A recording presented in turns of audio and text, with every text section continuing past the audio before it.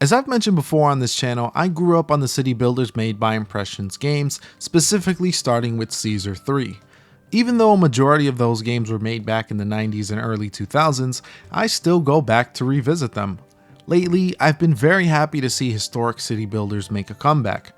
That brings us to today's title, Roman Triumph. Roman Triumph is a Roman city builder in early access created by one man under Core Effect Studios. What really caught my attention was the fact that the Roman gods would take interest in your settlement and you have to keep them happy. This is a huge similarity to Caesar 3, where you had to build temples and hold festivals to please the gods to receive various benedictions.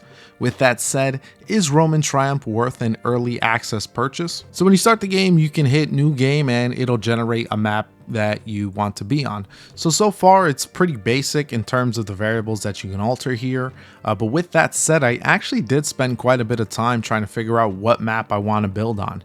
I wanted to make sure I had some natural barriers with mountains, and I also want to be next to some water, so I played around a little bit with the settings here and there, but I eventually got something that did have what I was looking for. So after that, I was happy. The next thing I had to do was begin the game, but also I had to choose my difficulty. So there are 3 main difficulties to choose from, as well as 2 alternative modes. So the alternative modes are to disable the mythical creatures from attacking, and the other one to disable combat altogether, like all the invasions.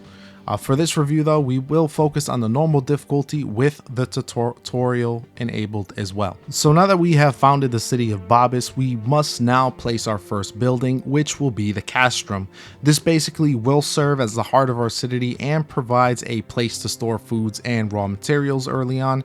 So once it's placed, it's automatically constructed, although most of the other buildings will take time to build up with the use of your citizens. And then once the castrum is placed and in a strategic area, like what I have here, the game can finally begin properly. So throughout the game, we will have various text boxes to appear, basically explaining the game's mechanics as well as its controls. If you've played any modern city builder in the past 5 or even 10 years or so, you'll feel right at home as what to expect with the controls and the 3D movement and all that stuff. So the first thing we'll need to do here is to gather materials to construct buildings. So the first thing that is recommended to be built are homes for your villagers, and once that's taken care of, we can move on to a hunting hut and farms to provide some food. Thankfully, there are a handy list of tasks and objectives to follow on the right hand side, giving us a bit of a direction on how to proceed.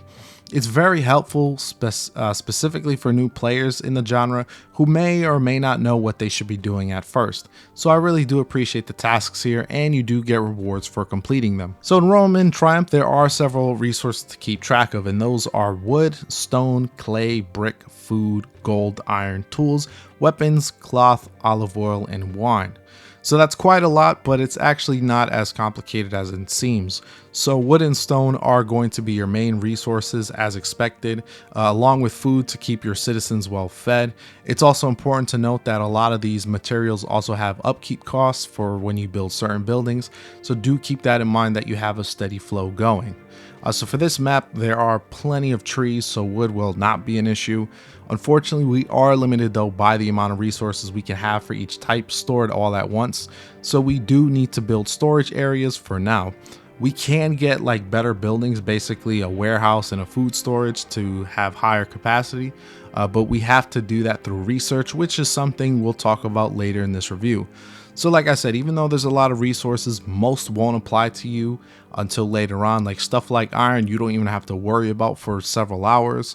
So there's also trade too if you're short on a certain resource. But like I said, I never felt too overwhelmed with any of these features here, even though there does seem a lot at first.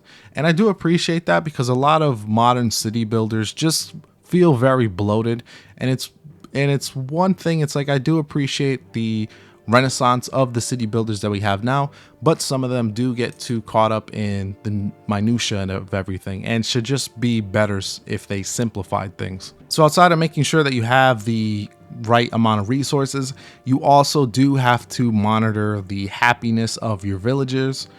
So there are 5 factors that do affect the happiness, and that is comfort, health, culture, safety, and recreation. At first, it's not too much to worry about, as it's more about getting the villagers and recruiting a small guard rather than focus on quality of life. If you've played Caesar 3, you kind of know that you don't want your certain buildings to be too close to the houses, or it'll have a detrimental effect. That is basically present here. That affects your comfort. Not going to get too much into each of the other factors though. Over time though, your villagers will demand more for you, like for a tavern for recreation, or even a freaking coliseum for more advanced sources of entertainment. And they actually went all out with the entertainment here, because you can even build a freaking Circus Maximus if you got the resources and space for it.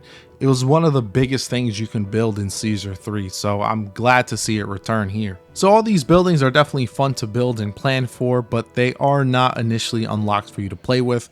As I've mentioned before, most of these will have to be unlocked through research and development.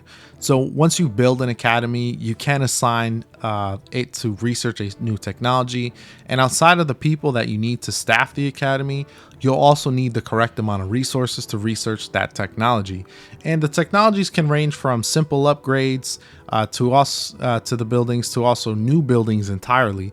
It's also just important to keep up with research to ultimately keep up with the needs of your people. So it is very important to keep up with, So in Caesar 3, you pretty much had all the gods that needed to be praised all at once. You get introduced to it pretty much in the first scenario. Here are the 5 gods you have to research, and here are the temples that you need to build. First here though, it's much different in the approach it takes, because at first no god or goddess cares about your village, but after you have grown a bit, a divine being will take some interest in you. So from here you can then build the temples to keep them happy, as well as donate food to a particular deity. For this playthrough though, Venus was the first goddess to care about us, so we built a temple as well as celebrated in her name just to get some favor. Now I'm not sure if that's always how it goes, if Venus is always the first goddess that approaches you, because there are 4 gods in the games, but this was just what happened for me. So this led to various blessings such as increased immigration and keeping our citizens healthy. And neglecting them will have the opposite effect, with curses and different ailments being sent our way. So right now there's only 4 gods, as I mentioned: Jupiter, Mars, and Ceres, along with Venus. And I'm honestly fine with this, as I don't think we need the entire pantheon.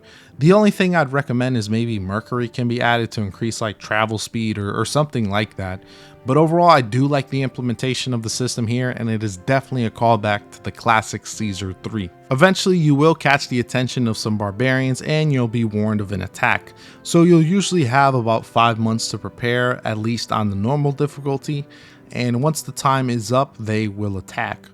Unfortunately, this is the weakest part of Roman Triumph so far. To be fair, most city builders have tacked on combat, which honestly most of these city builders are best without it. It's kind of why I like Against the Storm so much, because it's just pure civic building with none of that combat stuff. It just doesn't work in these city builders. As much as I've tried, I just never could really get into it.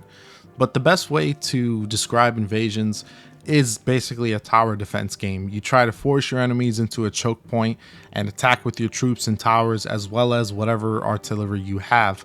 It honestly just gets pretty boring, as the game just decides to throw more and more troops at you as time goes on.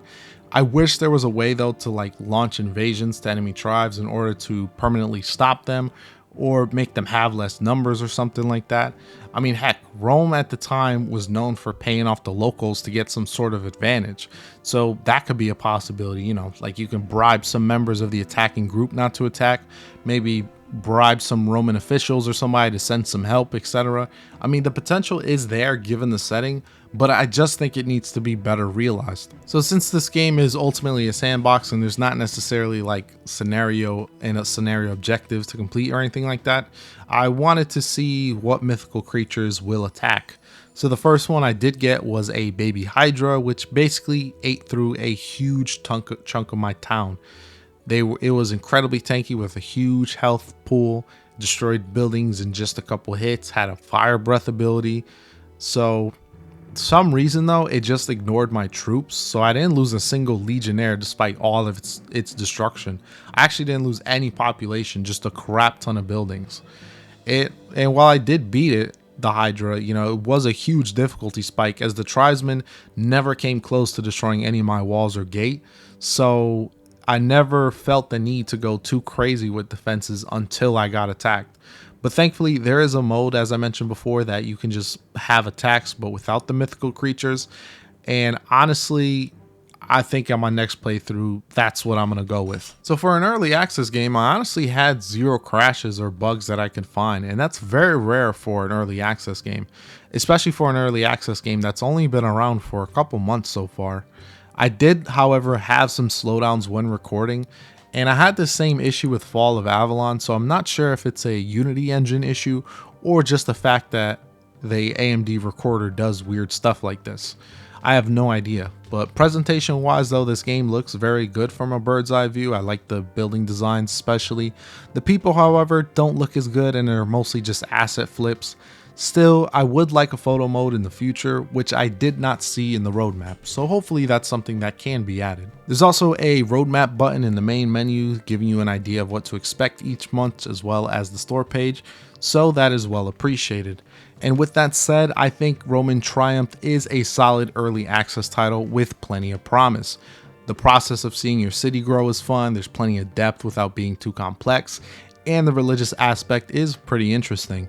My only major issue at the time is the uninspired combat and the lack of any way to really retaliate against it, like a bigger picture grand strategy kind of point of view. While I do overall recommend it though, the current price is $25. $25 is not a terrible price, but you can definitely find a more complete game with that same price. Still, there is quite a bit to like here already.